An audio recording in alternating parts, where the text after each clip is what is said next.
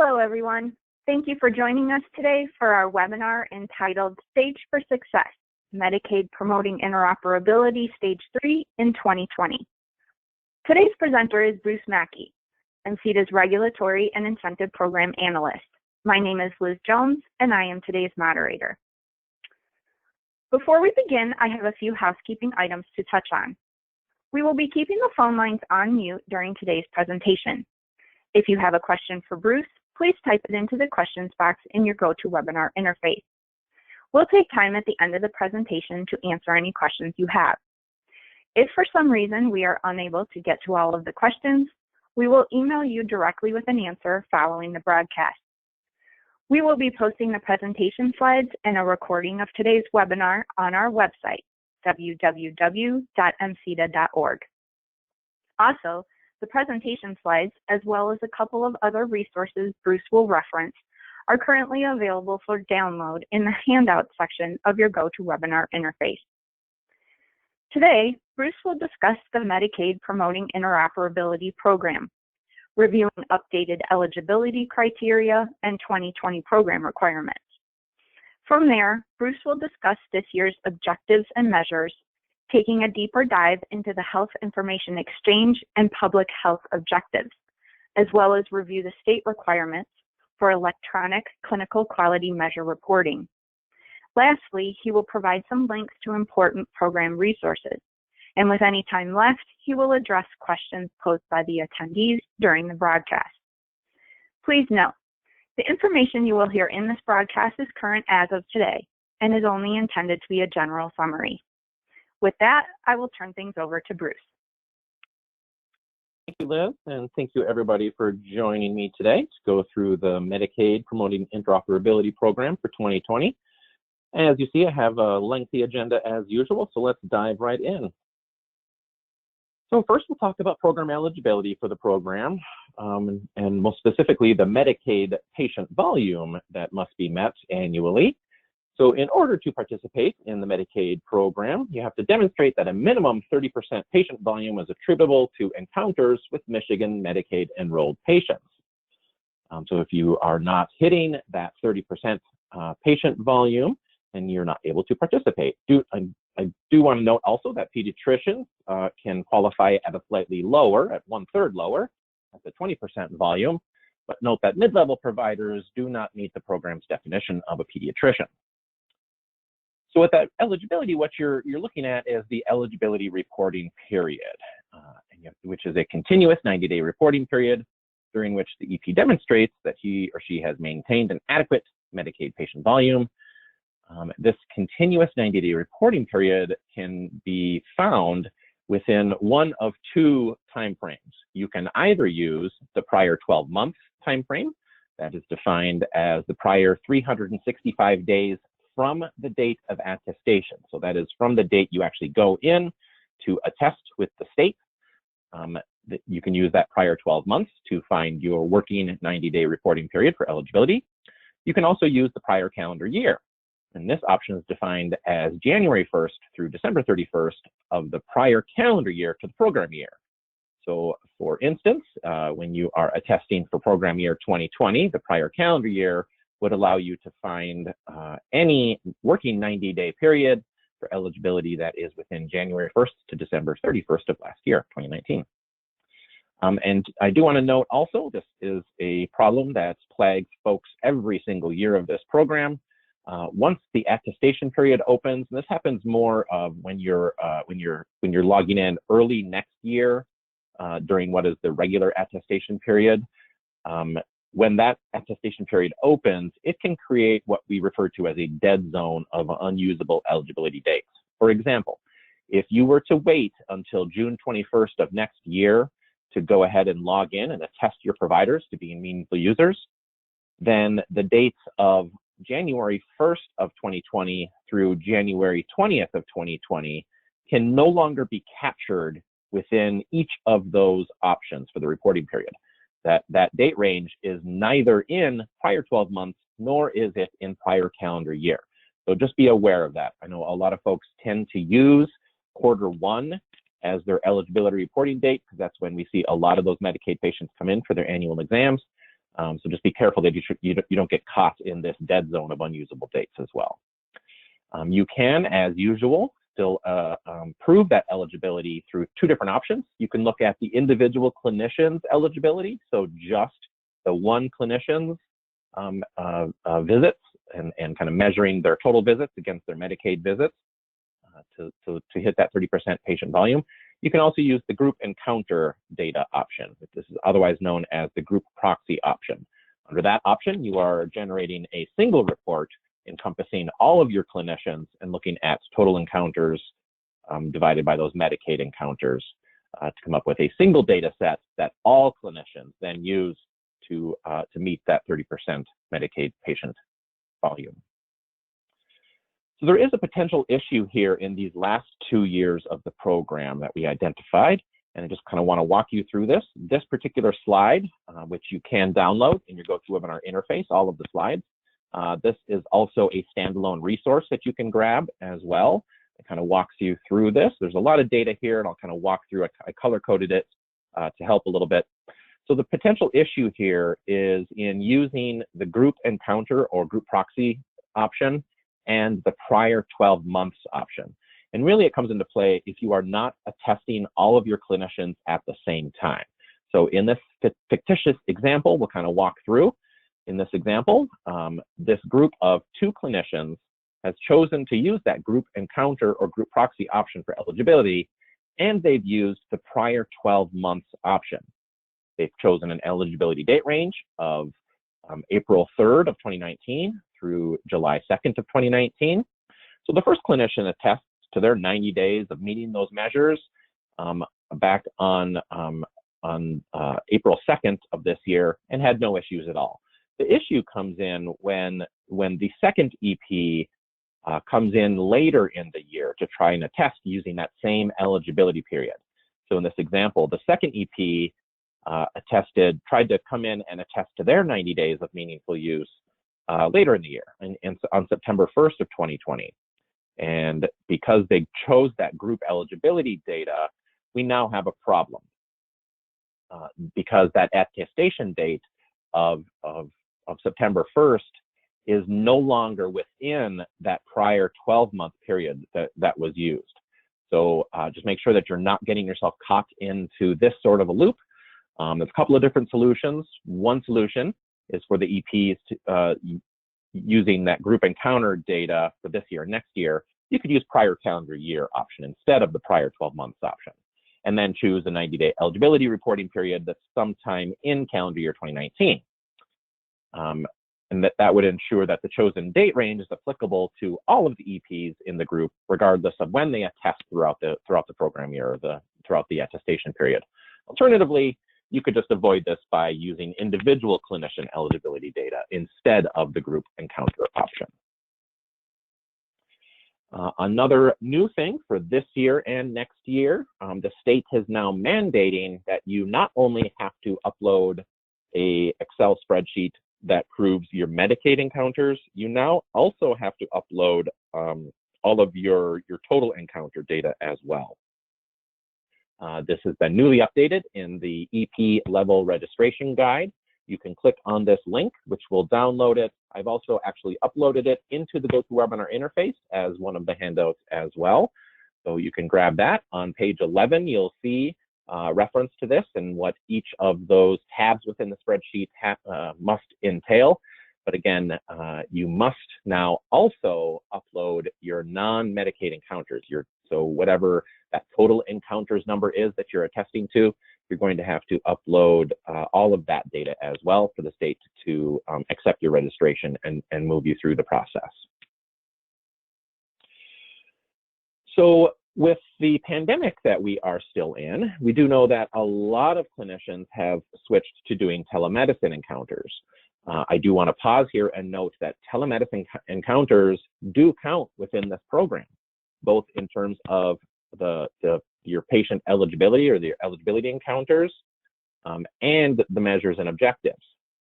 So they are treated the same as in-person encounters in this program. So you're going to include all of those telemedicine visits in your eligibility calculations, both for the Medicaid and non-Medicaid encounters. And then while you're conducting those telemedicine encounters, you really need to ensure that those same workflows that you use to meet the measures that you were doing when you were in the office seeing that patient have to stay in place for those telemedicine encounters too. So make sure that you're still offering the patient portal to every single patient, whether you're seeing them in the office or are seeing them through telemedicine. You want to ensure that you're pushing those electronic patient education materials to the portal. You want to reconcile that clinical information. Again, also while you're just on the phone with them doing those telemedicine visits, you can reconcile that clinical information and get credit for it there. You want to be communicating to these patients through your secure messaging portal. You definitely want to pay attention to the HIE measures here, ensuring that you're sending and receiving those summary of care documents. You can get credit there. And really just ensure that the telemedicine visits don't drop off of your radar when you're doing any of those, when you're looking at any of those Medicaid PI measures.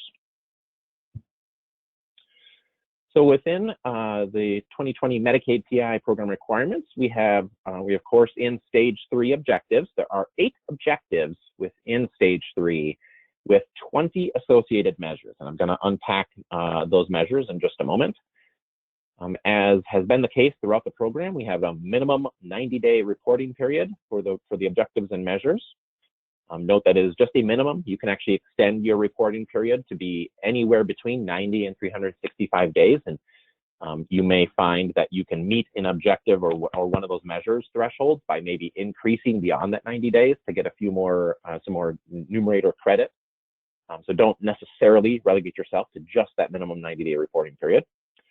And note that the objectives and measures reporting period can be and often is different from that eligibility reporting period.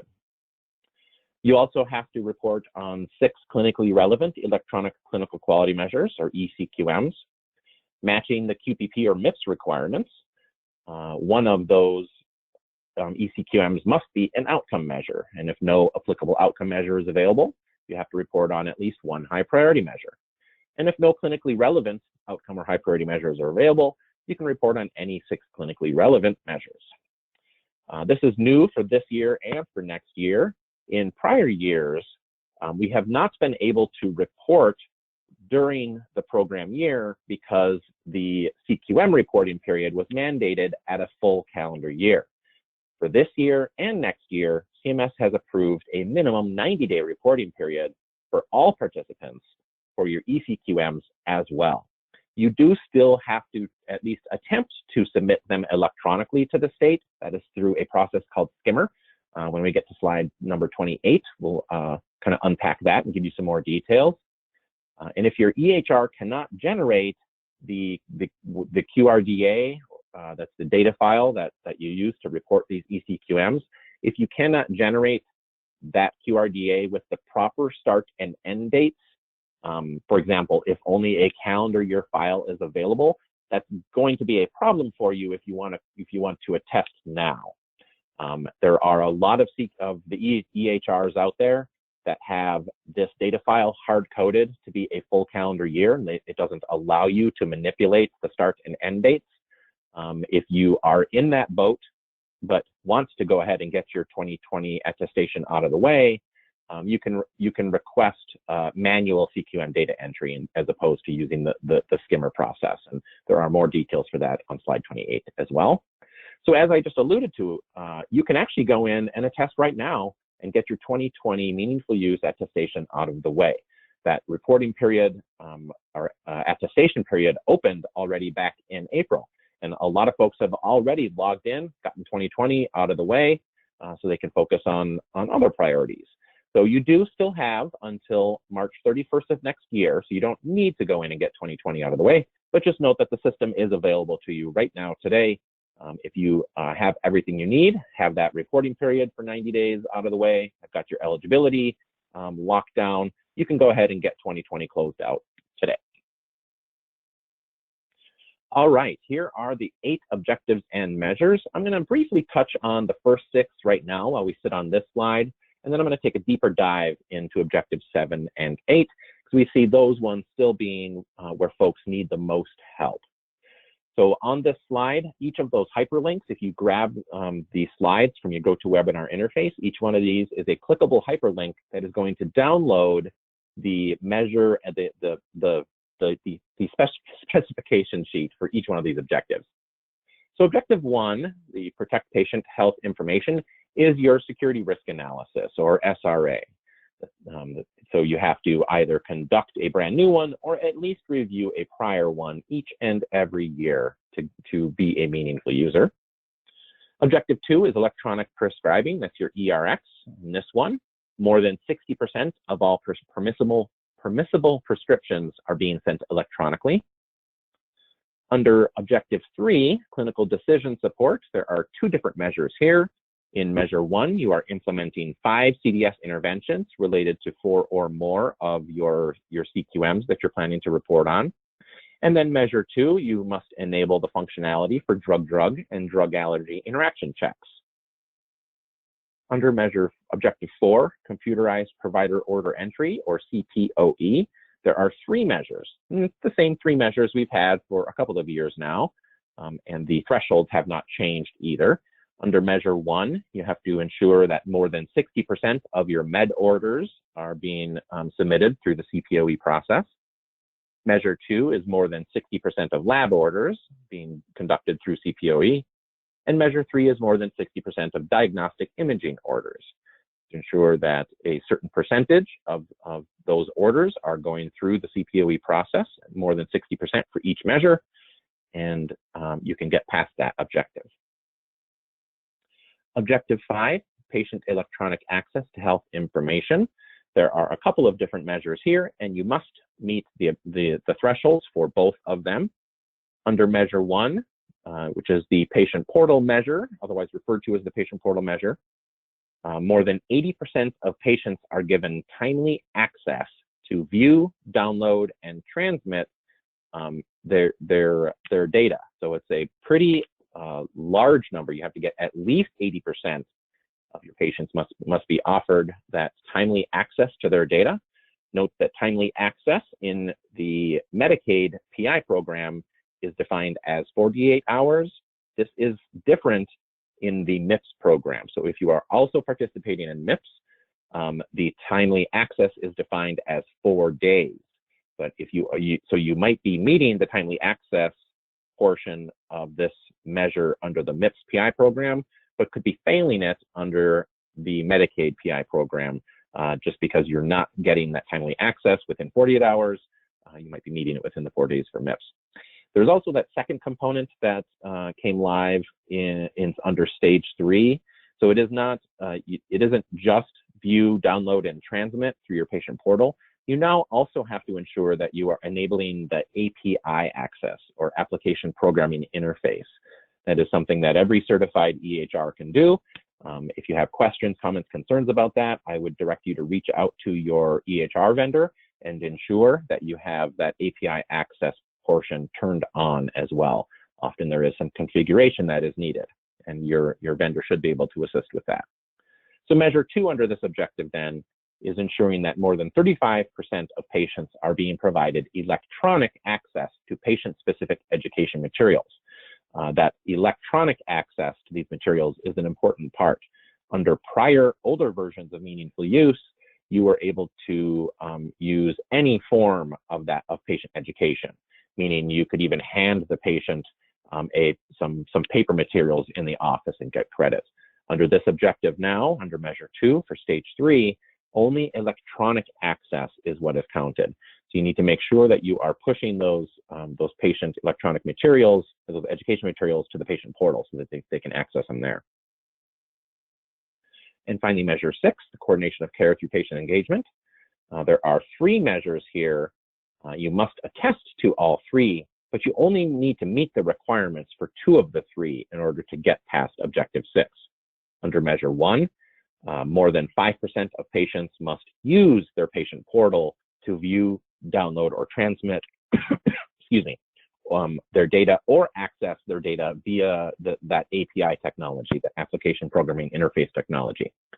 So on the measure under Objective 5, you have to ensure that more than 80% of the patients are being offered the portal. But under measure 1 of objective 6, you have to ensure that more than 5% of those patients are actually using that patient portal as well, or accessing their data through the API technology. Measure 2 is more than 5% of patients must be sent a secure message. So you want to ensure that you are continuing to do that for more than 5% of your unique patients seen during your reporting period, to ensure that you are communicating them through that secure messaging portal. And then measure 3, to ensure that more than 5% of patients, you are incorporating patient-generated health data from a non-clinical setting.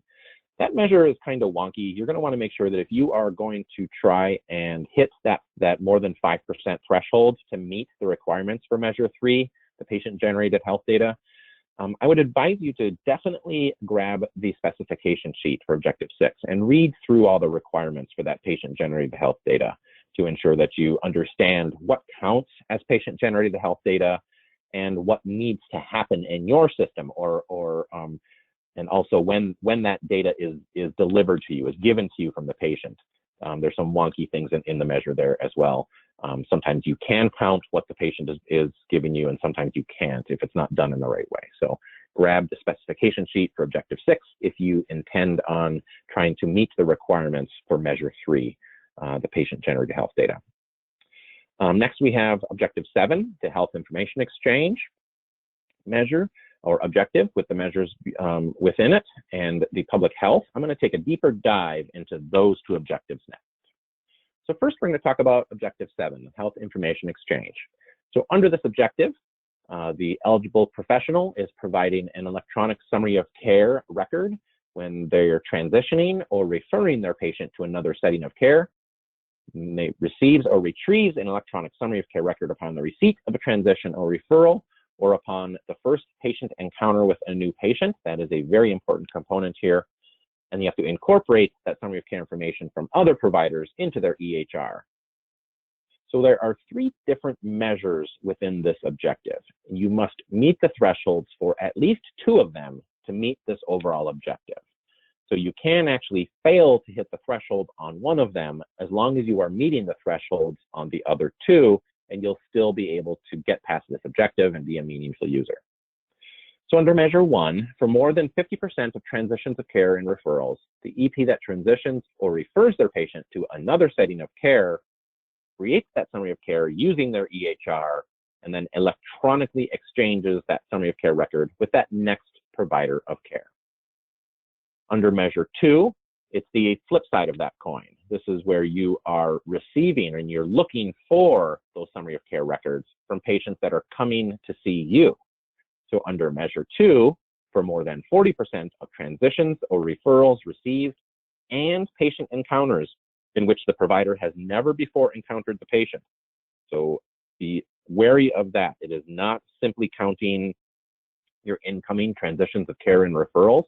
This measure for the denominator is also counting all new patient encounters. You have to incorporate into the patient's EHR an electronic summary of care document. Measure 3 looks at clinical reconciliation. For more than 80% of transitions or referrals received and patient encounters in which the provider has never before encountered the patient, the EP must perform clinical information reconciliation. There are 3 minimum components that must be reconciled in order to get numerator credit for this. You have to ensure that you are reconciling the medications, medication allergies, and the current problem list for more than 80% of those patients. So again, it is all of those, not just transitions and referrals, but all of the new patient encounters as well. We've got the numerators and denominators defined for each one of those measures, and there are exclusions for each of the measures as well. If you'll note here in that box, I have crossed out the second exclusion for measures 1 and measure 2. That is because there are no counties in Michigan which qualify for that one. That particular exclusion is looking at broadband access across the state. And there are no counties that qualify for that. Therefore, if you are practicing anywhere in Michigan, you're not going to be able to claim the second exclusion, so it's crossed out. There are, however, other exclusions, and I know a lot of clinicians use these exclusions as well. So in measure 1, any EP who transfers a patient to another setting or refers a patient to another provider less than 100 times during your 90-day reporting period, that is fewer than 100 patients, then you can claim that exclusion. On the measure 2, any EP for whom the total of transitions or referrals received and patient encounters in which the provider has never before encountered the patient. So again, it is counting those new patient visits. If that is fewer than 100 during your 90-plus day reporting period, you can also exclude from this measure. So I mentioned that you can fail to meet the objective for one of the three, or fail to meet that threshold for one of the three and still pass this objective. Be wary of using exclusions in that as well. You can exclude from one of these, but if you do exclude from one of these three measures, then you have to meet that minimum threshold for the other two. So excluding from one of them doesn't really count as one of the must meet 2 out of the 3. So you can either meet all 3 of them, that minimum threshold. You could meet 2 and fail to meet the threshold on 1. But if you claim one of the exclusions, let's say you claim an exclusion on measure 1, then you're going to have to meet that minimum threshold on measures 2 and 3. You can also claim 2 exclusions, in which case, if you do that, you have to ensure that you're meeting that minimum threshold on the 3rd measure. And you can also qualify to kind of take a pass completely on the objective if you meet the exclusion requirements and claim them for all 3 of the measures. So this is a very important part of this too. So measure 2 actually allows you, as long as you do the due diligence, it allows you to exclude patients from the denominator calculation. So you can do this. I've got the specification sheet and then an excerpt of that specification sheet on your screen now. So right from the spec sheet, it says, for the purposes of defining the cases in the denominator for measure 2, we stated that what constitutes unavailable and therefore may be excluded from the denominator will be that an EP1 requested an electronic summary of care record to be sent and did not receive an electronic summary of care document, and the EP either queried at least one external source via HIE functionality and did not locate a summary of care record for the patient, or the provider does not have access to this functionality to support such a query. Or they've confirmed that HIE functionality supporting query of summary of care documents was not operational in the provider's geographic region and not available within the EP's EHR network as of the start of the EHR reporting period. So you can delete a patient from the denominator on measure 2 as long as you have done the due diligence to try and find a summary of care document but have been unable to do so. So first and foremost, if you have an incoming patient, you need to request that summary of care document from the sending or the referring clinician. If hopefully the clinician can send it to you, you can incorporate that, you're good to go. If that sending clinician cannot or does not send you that summary of care record upon request, some folks have the second component built right into their EHR now. There are some EHRs out there, I know Epic can do this, ECW can do this, some others can do this as well, where they're offering that second component to be integrated right into your EHR. So if you have that ability, go ahead and use it. And you can use that, and hopefully you can find that summary of care document. Again, if you cannot, upon step 2 of that due diligence, you can then remove that patient from the denominator. The state of Michigan's Medicaid PI team, who we work with very closely, has confirmed that a readily available, affordable statewide option to query for a summary of care document is not yet available in our state. So that's referencing that step 2. And really it's the second bullet under step 2. They have confirmed that functionality is not yet available in our geographic region. So if the ability to query for a summary of care document is not available within your EHR, the clinician can actually skip step 2 of that due diligence to locate one and remove the patient from the denominator count as long as the EP completes step 1 and does not receive it. But if the functionality is available within your EHR, the EP needs to use that query functionality as well and can only remove the patient from the denominator if a summary of care remains unavailable following that query. So you can do that due diligence. Some of you have 2 steps that you have to comply with in that due diligence before removing the patient from your denominator. Others can just do it if they reach out to the sending clinician and don't receive that summary of care document. Some additional information on this objective. Also within Measure 2, there is that you have to incorporate that summary of care document if you can locate one. Just note that that record can't be considered incorporated if it's discarded without the reconciliation of clinical information and if it is stored in a manner that is not accessible to the EP within the EHR. So CMS doesn't strictly define incorporate, so they're leaving that to you to sort of define and based on what your EHR can do. But you have to, if you get your hands on a summary of care document, ensure that you are doing that clinical reconciliation of that information and then store it in a place where the EP can still grab it if needed. For Measure 3, the process of that clinical reconciliation includes both automated and manual reconciliation, which allows the receiving EP to work with both electronic data, if you can get your hands on it, but also work directly with the patient to reconcile their health information, which might be necessary during those telemedicine visits as well. For Measure 3, if no update is necessary, make sure that you are noting that by whatever workflow is required within your EHR. Otherwise, you might find that you are not getting proper numerator credit for that because you're not flagging it in the EHR to say that no reconciliation was needed on that particular patient record. And also note that that clinical reconciliation can really be done by anybody on the care team. So it isn't just your medical staff. Your non-medical staff can actually conduct that clinical reconciliation as well, as long as it's being done under the direction of the clinician or some other credentialed medical staff as well.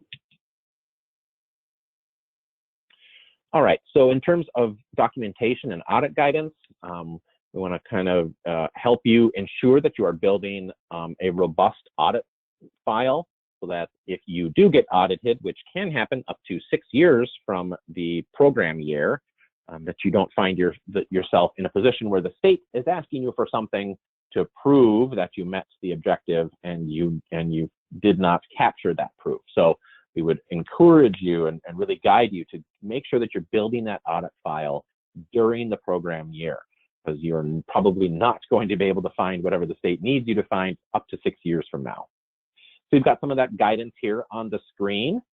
I want to call out that if you are under Measure 2, if you are removing patients from the denominator, make sure that you've got the documentation to back up that you did in fact request that electronic summary of care record and did not receive it, or that if you're on the hook to query that database to search for that summary of care record. Again, if you're not finding it and you're going to remove that patient from the denominator, just make sure that you're keeping good records there in case the state requests that proof from you up to 6 years from now. All right, moving on to public health and clinical data registry reporting, Objective 8. So under this objective, the clinician is in active engagement with a public health agency or clinical data registry to submit electronic public health data in a meaningful way using your EHR.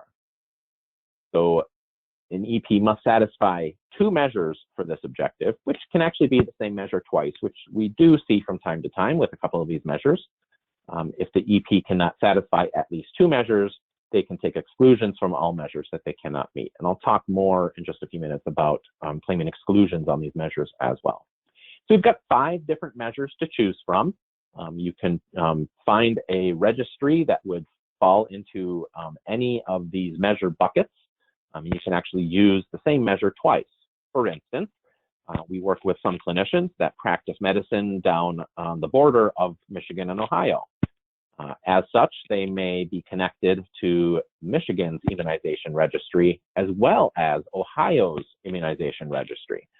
If they are actively engaged with both of those registries, they'd be able to claim active engagement with Measure 2 twice, and that would get them past this objective. We also have Measure 2, syndromic surveillance, Measure 3, electronic case reporting, Measure 4 is public health registry reporting, and Measure 5, clinical data registry reporting. We're going to take a deeper dive into each one of these measures as well and kind of talk through what each of them mean. First, though, we're going to talk about active engagement. So what you are attesting to is that you are actively engaged with one of these registries. Active engagement has 3 different options, and if you are claiming to be in active engagement through one of these options, any one of these options means that you are actively engaged. Under option 1 of active engagement, really all you've done is registered to submit data with that registry. This must be done within the first 60 days of your EHR reporting period. So if you are choosing a 90-day period and you are only able to get to option 1, make sure that you are completing that registration with that particular registry within the first 60 days of your 90-day period. Option 2 is kind of that next step in the process. You begin working with the registry, refining the message that you're going to be sending to them. They've got a very specific message that needs to come out of your EHR, and they're going to work with you to make sure that your EHR is producing the message in just the right way, kind of validating that data. If you're somewhere in the process of connecting your EHR to the registry, then you're in option 2, testing and validation. Once you get through that testing and validation and you are actually sending live production data right from your EHR to the registry, then you're in option 3, production. Any one of those options means you are in active engagement. It just depends on where in the process you're at, and whether you're going to be attesting to be in option 1, option 2, or option 3. So under the immunization register reporting, you're attesting yes to being in active engagement with the public health agency to submit immunization data and receive immunization forecasts and histories from that registry. That is an important component that we saw come live in stage 3. There must now be a bidirectional connection to the immunization registry. There are exclusions, but again, you can see that I've crossed out 2 of them. That is because they do not apply to clinicians in our state. You can only claim an exclusion from this measure if you do not administer immunizations. In Michigan, of course, we have MICR, the Michigan Care Improvement Registry.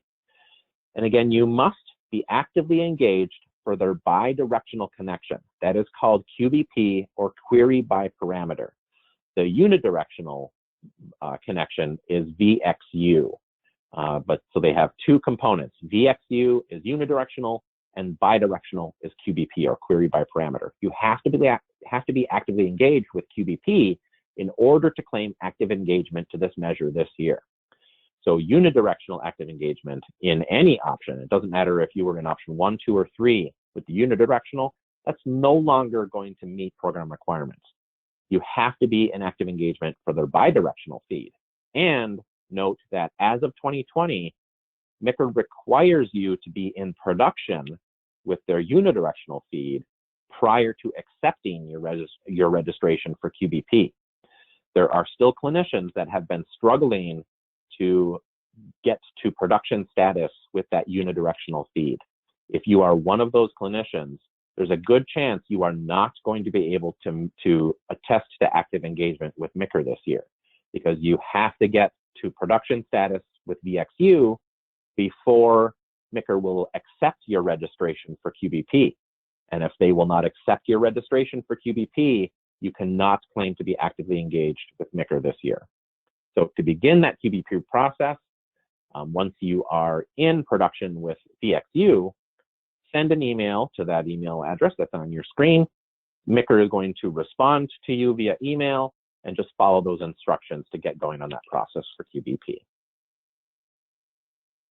Syndromic surveillance reporting is applicable to very few clinicians in our state. There are 3 different exclusions, but again, I have crossed off 2 of the 3 because they do not apply in our state. In Michigan, our syndromic surveillance registry is called MSSS, or Michigan's Syndromic Surveillance System, but they only accept data from hospital ERs and urgent care locations. And so if you are not a hospital ER or urgent care location, you cannot claim to be in active engagement with this registry. The vast majority of EPs in our state qualify for this measure exclusion. Next up, we have electronic case reporting, or e-case reporting as it's referred to. Under this measure, you are in active engagement with a public health agency to submit case reporting of reportable conditions. There are different exclusions. Again, only one of them applies in our state, and that is if you are a clinician who does not treat or diagnose any reportable diseases for which data is being collected by the Michigan Disease Surveillance System, or MDSS. There's some additional components here for some criteria that need to be met for electronic case reporting.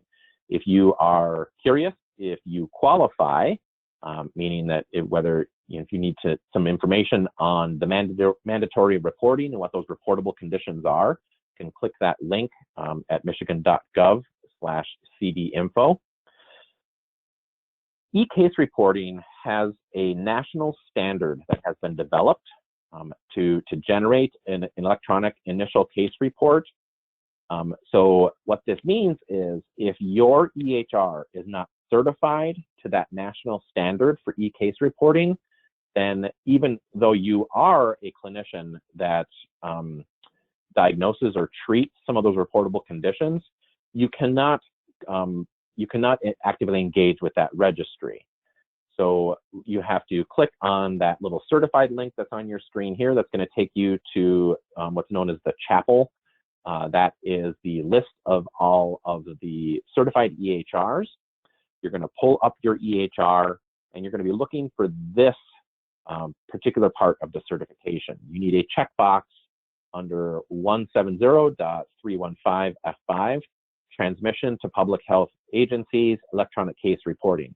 If your EHR is not certified to that particular standard, then MDSS is not going to allow you to engage with them.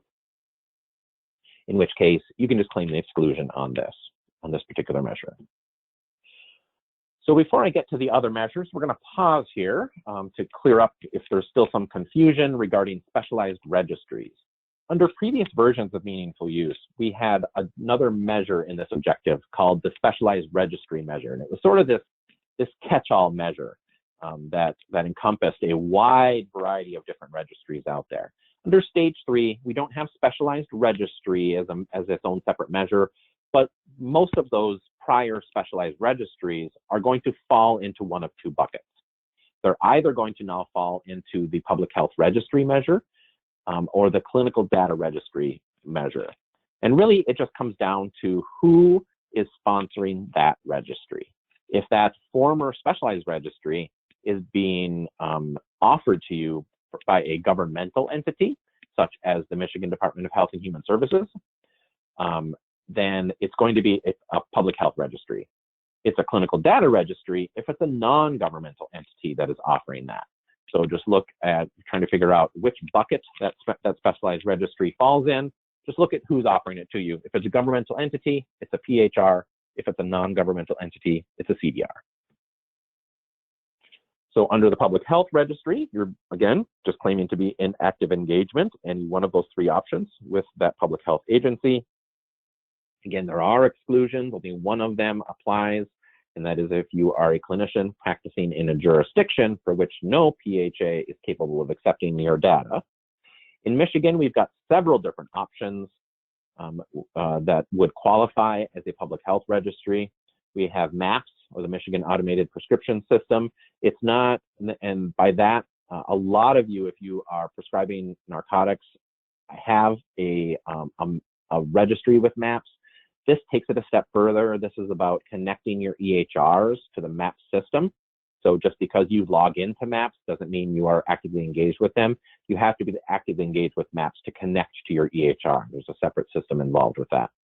We also have the Michigan Cancer Surveillance Program, Michigan Birth Defects Registry, Michigan Birth Registry, and the Newborn Screening. All of those state-managed registries fall under the PHR category.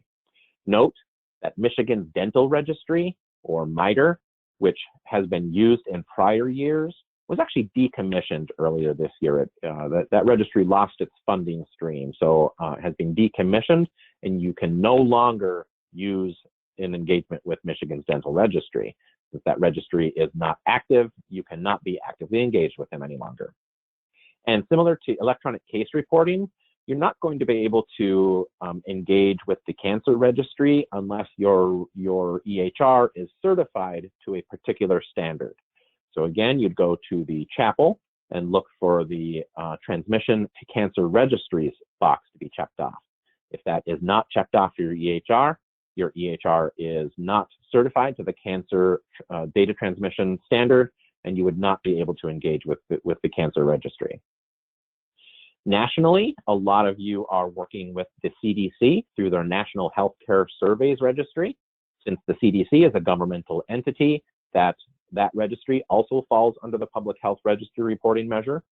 But just note that a new requirement as of this year, the CDC also requires your EHR to be certified to a particular standard, and that is the standard for transmission to public health agencies, specifically the healthcare surveys.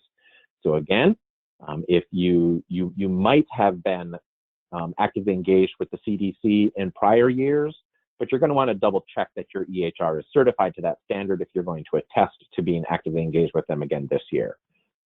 If you are not certified to the healthcare surveys, transmission to public health agency standard, then you would not be able to claim active engagement with the CDC this year. Clinical data registry reporting. The EP must attest yes to being in active engagement with one of the many clinical data registries that are out there. There are, again, various exclusions for this measure, but just note that when they talk about jurisdiction, that the jurisdiction is often national with these CDRs. So be wary of that if you're claiming a jurisdictional exclusion from one of these measures, from this particular measure. One of the many examples out there of a CDR is the PRIME registry offered by the American Board of Family Medicine. For additional examples, you might click on the National Institutes of Health list registries that I included on this slide. That is not a comprehensive list of all of the clinical data registries out there. Unfortunately, I don't think that comprehensive list of CDRs exists, but I have found this National Institutes of Health list registries to be a pretty good one. There's a lot of different CDRs listed on there that might be viable options for you if you're searching for a CDR. To be valid for use, a registry has to meet 3 different components. They have to publicly declare readiness to accept your data at least 6 months prior to the start of the program year. So manual data entry into a website does not count. You've got to be, again, connecting your EHR to that registry. The registry also has to be able to support the registration, onboarding, and production processes, and they also have to be able to provide you documentation as evidence of that active engagement.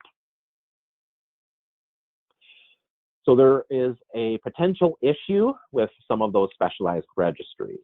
Not all of them are going to be able to be used now that we're under stage 3. I've got the very regulatory language, the gobbledygook on your screen now with some translations that I'll kind of jump to. But just note that for measure 4, again, this is for the public health registries.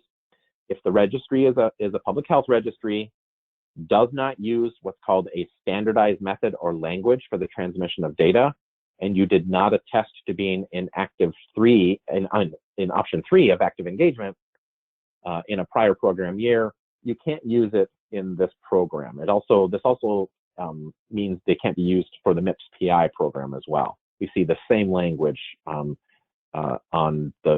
each of these objectives for those 2 similar but still different programs. Translation for measure 5, if the registry is a clinical data registry and does not use a standardized method or language for the transmission of data, it cannot be used. So what I mean by that standardized language is you need to be transmitting that data through through a very specific format. It could be through the QRDA process. It could be through, you might be submitting it with your summary of care documents, HL7, but there's a list of standardized methods and language that have to be used with these registries now. Otherwise, they cannot be used in the program. We don't see this in our state much of a problem with the public health registries because they're all using some sort of standardized language here, including MAPS. MAPS is also using one of those standardized methods of data transmission, so you don't have to worry about it. We do see this come into play a lot with the clinical data registries. Some of them are just not sophisticated enough. So let's say you are uploading an Excel spreadsheet. That's not going to work as one of those standardized methods or languages. There is a GoToWebinar handout for you here as well. At least I think I uploaded that, but it's this decision tree. This is what the state's using. We help them develop this to validate those registries for use in the program. This kind of simplifies that prior screen for you. Just look at who is administering the registry. If it's a governmental entity, we're going to ask, are the specified standards being used for that data transmission? If the answer is yes, then it's good to go. It can be used. If the answer is no, the state is going to see if you have previously achieved production status in a prior program year's attestation. You kind of get grandfather claused in here in that regard. So as long as if it's not using the specified standards, as long as you achieved production status in a prior year, you're good to go. You can still use that this year. If the answer is no to that, meaning you did not achieve production status with this less sophisticated public health registry, then you cannot use it. The other side of the coin for those CDRs, those clinical data registries, there is a much, there's that second question is just gone. So either it is using those specified standards and it can be used in stage 3, or the answer is no, and it simply cannot be used. Documentation guidance, really it just amounts to having that documentation from the registry. If you're using one of the state-sponsored registries, you're going to log into HISTR, the Michigan Health System Testing Repository. That link is on your screen now. That is the website that the state uses to manage all of their registries. You're going to click to generate your active engagement letter from that registry and keep that as your proof. If it is one of the CDRs, many CDRs out there, just make sure that you're getting that proof from the registry. They need to be able to produce a letter that says, clinician X was actively engaged with our registry during program year 2020. This is the list of the public health and clinical data registries that are overseen by the state. As you can see, I crossed out MITRE because that was decommissioned back in June and can't be used this year. But each one of those hyperlinks will also take you to some more information from the state on each one of their state-sponsored registries. So what must a program participant do prior to claiming an exclusion from one of those 5 measures? There's some due diligence that you have to do if you're going to claim that exclusion. First and foremost, determine if the registry is offered by the state or another public health agency is relevant to that provider's scope of practice. We just showed you on slide 25 the state level ones. An example of a national level one is the CDC's National Healthcare Surveys Registry. So if that particular registry is clinically relevant to you and you're technologically capable of connecting to it, you must achieve active engagement with that registry. Next, you can go to step 2 if you're looking to meet this objective or claim those exclusions. You can determine if a medical society with which the provider is affiliated endorses or sponsors a valid registry for use in this program. If they do, and it's clinically relevant to you and you're technologically capable of connecting to that registry, you have to achieve active engagement with that registry. If no public health registry determination can be made in those previous 2 steps, the clinician can then claim an exclusion from that measure for one or perhaps both of those required active engagements. So how does claiming an exclusion work in meeting this objective? Note that this is different in the MIPS PI program. So if you're also participating in MIPS and you are trying to meet the objectives of the PI performance category, this is different in the Medicaid PI program. On the MIPS side, as soon as you claim 2 exclusions, you can actually bypass that objective completely. On the Medicaid side, an exclusion for a measure does not count toward the total of 2 measures. Instead, in order to meet this objective, a clinician needs to meet 2 of the total number of measures available to them. If the EP qualifies for multiple exclusions and the remaining number of available measures is less than 2, the EP can meet this objective by meeting all of the remaining available measures and claiming the applicable exclusions. So what that means is, if you, let's say you are an immunizing provider, so you actively engage with MICR, but you cannot find a workable registry that falls into one of those other 4 measures buckets, you can claim active engagement with measure 1 and then claim those other 4 exclusions for the other 4 measures under this objective. And then you'd be able to get through this objective with just the 1. But you cannot count exclusions until you claim so many of them that there is fewer than 2 measures still available to you. So just be wary of that. All right, now we're circling back to the electronic clinical quality measure data submission requirements. Again, you are required to at least attempt to submit your ECQMs through the state's skimmer system. This is a MyHIN service. They work very closely with the Michigan Health Information Network. The skimmer process, it is a separate website. The link is on your screen there. You're going to submit your data file, your QRDA3 file that you can generate from your EHR. You're going to submit that to the skimmer system that's going to validate your data, and then it really just passes that data file on to the state's system, the CHAMP system for your PI attestation. It sort of phases out that manual clinical quality measure submission process. Again, you have to get your hands on the QRDA3 file. Some EHRs can generate a patient level file, the QRDA1. That will not work. It's got to be a QRDA3. And it can also be a group level submission. So even though you are attesting at the individual level, that doesn't matter if it's individual or group for your eligibility data. Your ECQM data can always be either individual or group level. That does not have to match the way that you are submitting your eligibility data. So you can group report eligibility data and individually report your ECQMs or vice versa. You can individually qualify your clinicians for eligibility, but then submit a group level CQM file as well. For any clinician who cannot submit their file electronically, the former manual data entry option is still available to you, but you have to request it and get it approved. How you would do that is you're going to send an email to the state of Michigan through the email address that's on your screen right there.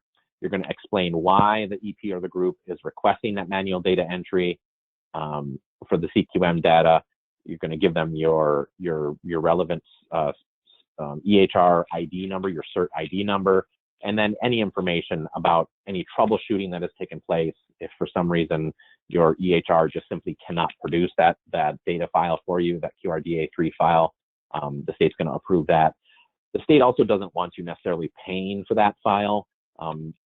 So again, this year, as we've seen in the past few years as well, when this mandate came live, if the EHR is charging you for that data file, and I know a lot of them are charging you for that data file, that alone is an acceptable reason to request that manual data entry. The state doesn't want you necessarily paying for that file just to report your CQMs. So if they are charging you, you don't have to pay it. You can just request that manual data entry and just let them know that the EHR is charging for it, and they're going to automatically approve that as well. All right, we've got some resources here for you. A lot of this information I have touched on.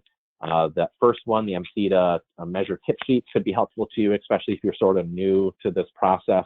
We've kind of tried to boil down some of the most salient information from the spec sheets into these tip sheets for you. The federal registration guide, Again, if you are really new to this program, I highly recommend you grab this one here, the EP guide as it's known. It's a wealth of information that kind of walks you through the different reporting requirements with the state. You'll also find the state level EP registration guide as a valuable resource as well, that kind of walks you through the steps involved with actually accessing the state system. It's called EMIP or EHR MIP. It's buried within the CHAMPS system, and that EP registration guide is a valuable resource. You can actually grab that from, you can download it right from your GoToWebinar interface as well. And from there, we'll open it up to questions. If you have any questions for me, we have a few minutes left. Just note that we are always available for you here. More than that, the state is still funding us to be out here helping you in this program. There is still up to $17,000 per clinician available in this program before it ends. We have this year and next year. Any of your meaningful users are going to cash in a check for $8,500. We can help you get there. The state is funding us. They're paying the vast majority of our fee to be out there working directly with you in your office. If you are struggling to become a meaningful user, for only $200 per clinician, we can be there right by your side and walk you through every component of this program. So if you've got any questions, comments, concerns, if we can help you in any way, please don't hesitate to reach out to us, and we can help you kind of get to that meaningful use objective. All right, let's look at questions. We've had a couple that have come in. Let's see if there's any that I can answer here before we sign off.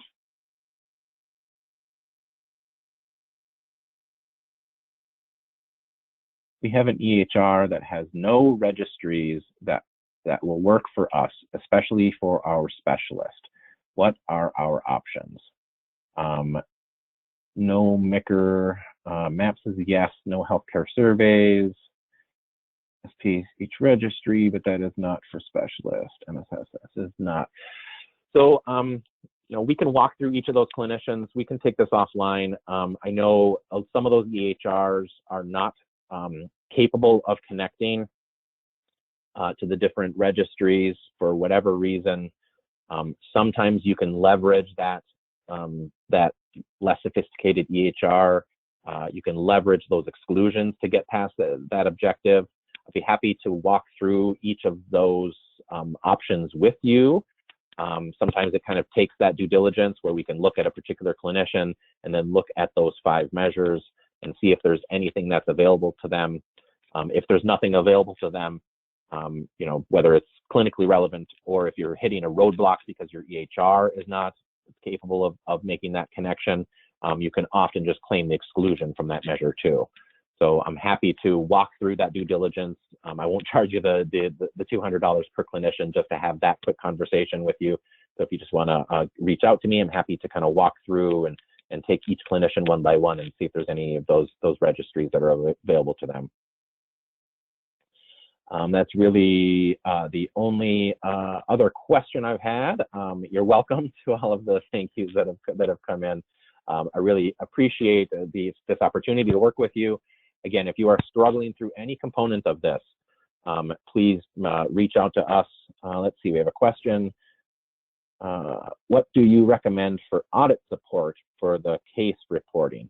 So if you are connected to the state's registry, again, for that audit support, if you're connected to the state's e-case reporting registry, then that registry is going to appear on the HISTR website. You can use that HISTR website to get that audit support. So again, any registry, whether it's e-case reporting, if they are valid for use within this program and you are actively engaged to connect to that registry, they have to be able to issue you some sort of proof. Hopefully it's a form letter where they say, clinician X or this TIN or this organization is actively engaged with us to connect their EHR, or they're in production, or they're in testing and validation. They should be able to provide some sort of proof to you. You can often also, in lieu of that, the state might accept some sort of email correspondence from them that can also be used. as proof, especially if you're in that testing and validation phase of that onboarding. That usually means that you have had some sort of email correspondence with that registry. The state will often accept that as proof as well of that active engagement, because they can see based on that communications with the registry that you're actively engaged. So first and foremost, try and get that formal active engagement letter from them. If you cannot get that active engagement letter from the registry, you can look for other kind of less sophisticated means, including just printing out emails and uploading that when you attest. That is all the questions that have come in today. But again, we are always here. I love answering your questions. A lot of you work directly with me and on this all the time.